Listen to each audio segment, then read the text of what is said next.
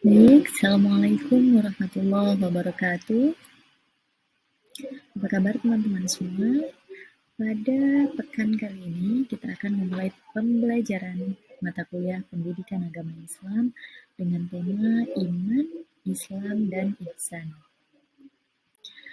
Teman-teman tentu sudah familiar dengan kata-kata iman, Islam, dan ihsan.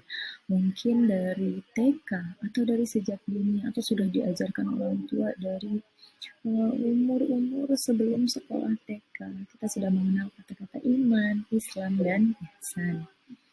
Nah, uh, teman-teman akan saya ajak eksplor lebih dalam lagi terkait iman, Islam, dan ihsan, dan apa urgensinya nanti akan saya ungkapkan di akhir.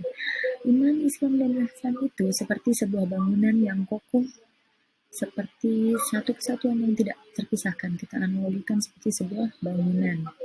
Nah, sebuah bangunan itu pastinya mempunyai bagian-bagian tertentu. Nah, iman itu akan menjadi pondasi. Kemudian Islam akan menjadi tembok dan bangunan-bangunan lainnya.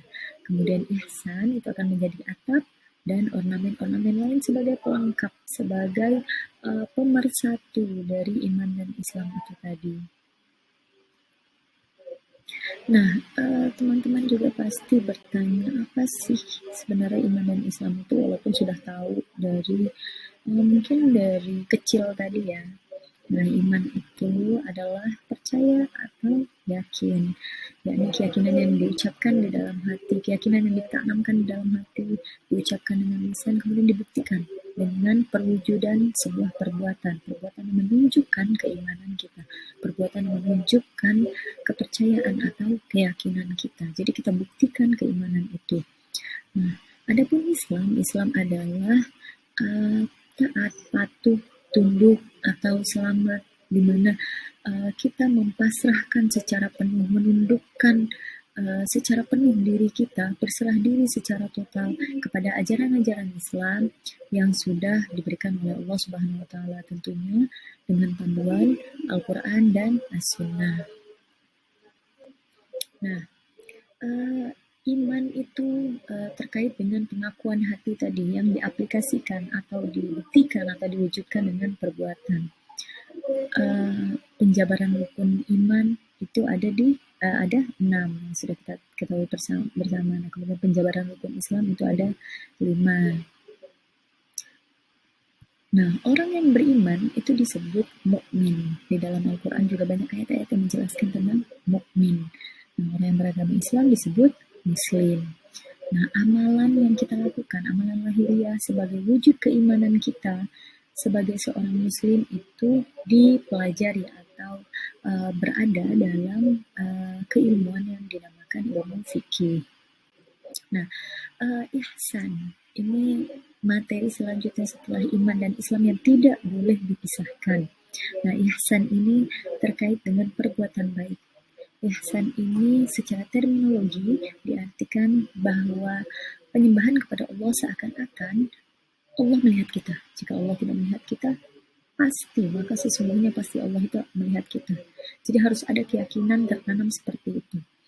Nah, ihsan ini sendiri melahirkan perasaan atau jiwa yang takut, yang ikhlas, yang tunduk, yang melaksanakan ibadah itu bukan sekedar menggugurkan kewajiban.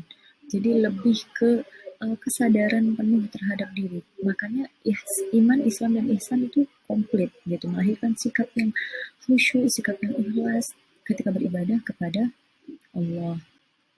Nah,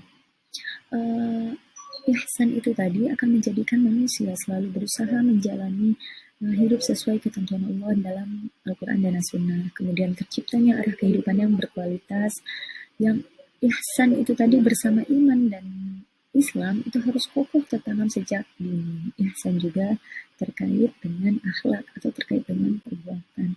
Apa sih urgensi dari mata kuliah kita pekan ini? Yaitu mengintegrasikan iman, Islam, dan ihsan yang kita bahas tadi menjadi satu kesatuan agar kita menjadi insan yang kamil. Apa sih insan kamil itu? Insan kamil itu secara bahasa adalah insan yang sempurna atau manusia yang sempurna.